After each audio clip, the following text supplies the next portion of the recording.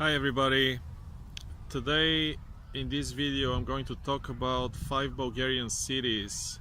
These are cities I've been to or lived in, and I just wanted to give you a taste of Bulgaria through its cities. And I'm going to talk about big cities, medium-sized cities and smaller cities, so you really get a kind of a taste of Bulgaria. The smallest cities I'm going to talk about are actually resorts, so it's really not a typical Bulgarian town, but still, I think it'll give you some interesting kind of information. So I'm from Sofia, the capital, so city number one, Sofia. It's obviously the biggest city in Bulgaria. I think approximately 20% of the GDP of Bulgaria is produced in Sofia, so it's very strongly economically. Um, I think the unemployment rate last time I checked was probably like 4% maybe. It's very low, so it's typically better than most other parts of Bulgaria there. I would compare it to the Sofia is kind of the Beijing of Bulgaria. It's really, everything is very concentrated there. A lot of the economic activity, all the political institutions, a lot of the big museums, a lot of the big universities, um, all the law kind of major institutions, all the major banks, a lot of the foreign companies. So it's really there's a big concentration of all of these things there, and a lot of the embassies and consulates are there and so on. So there's a lot of this there. um, There are two major areas in Sofia. One is the downtown area, and the other one is pretty much all the neighborhoods around.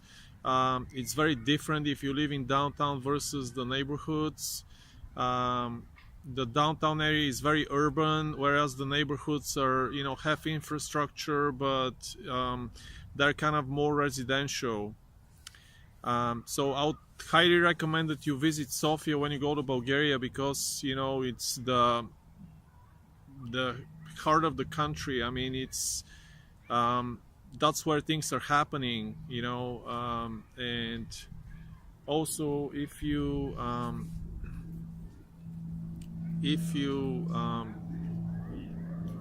don't visit it, you have a completely different impression of Bulgaria. So you know I've seen some videos where people didn't visit the capital, and the things they say is completely not true. If you're from Sofia, you feel like they really didn't see anything, because in Sofia everything is much more different than many parts of Bulgaria. Okay, the second city I'm going to talk about is Blagoevgrad.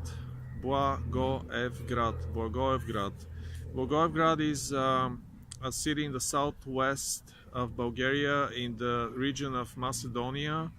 I went to school there, to the American University in Bulgaria, and the city is last time I checked, was about 75,000 people or so. So it's much smaller than Sofia, obviously, or other big cities. The downtown area is very convenient. You can walk everywhere. In the downtown is very safe. There's all kinds of restaurant options, cafes. The climate is milder there than compared to the northern part of Bulgaria. Although it snows there too, it's not as much as in Sofia or other cities in the north. There's a big student population. There's another major university there, the Southwestern University. So there's thousands of students there. I wouldn't advise you to do things there very late at night, especially like after 2 a.m. I've when I was there, you know, there was nobody really tried to do anything to me, but there were like people trying to threaten me like very late at night, especially if I walked in a kind of very remote neighborhood where one of the dorms was. Um, and I've heard stories of other people kind of being beaten or robbed like very late at night. It I don't think it happens very often, but it does happen. Um, and this is true of anywhere really in Bulgaria, probably in big cities.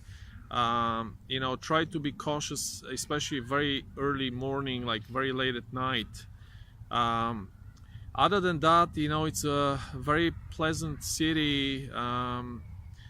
The you know, people from Republic of Macedonia think they're Macedonians living in Bulgaria, which is kind of funny because in that region, which is part of Macedonia, they in the region of Macedonia, the only noticeable difference I notice when they speak Bulgarian is they say ke instead of šte, which means will. I will do something, or I will go somewhere.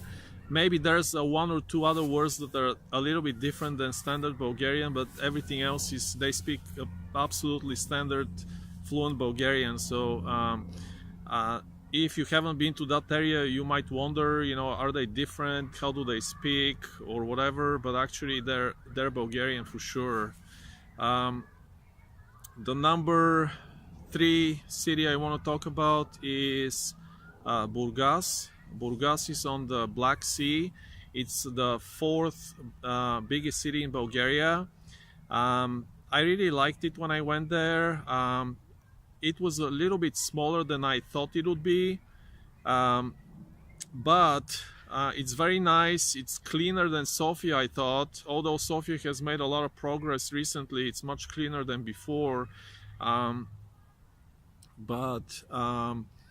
It has a very nice downtown walkable area also, which is actually very typical of a Bulgarian city. It's one of the really good things about Bulgarian cities, and it's cleaner, and the city has an amazing beach. You know, it's really nice. You feel like you're in a resort when you're there. Also, they have the sea garden. Morska Gradina in Bulgarian. It's a really nice park just next to the Black Sea. It's world class, I thought. I mean, it looks really nice. They have many attractions there. They have a theater. I believe they have a casino and other attractions during the summer, especially. That whole place, you know, really is a happening place in Burgas. And you know, they have nice restaurants and cafes in the downtown area. Everything is very walkable, and check it out. The 4th city I'm going to talk about is Slunchev Bryag, Sunny Beach. Sunny Beach is the number 1, the biggest, I should say, summer resort in Bulgaria. It's huge.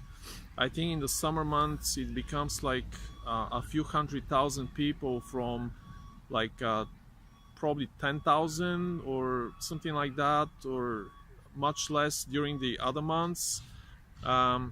It's good and bad.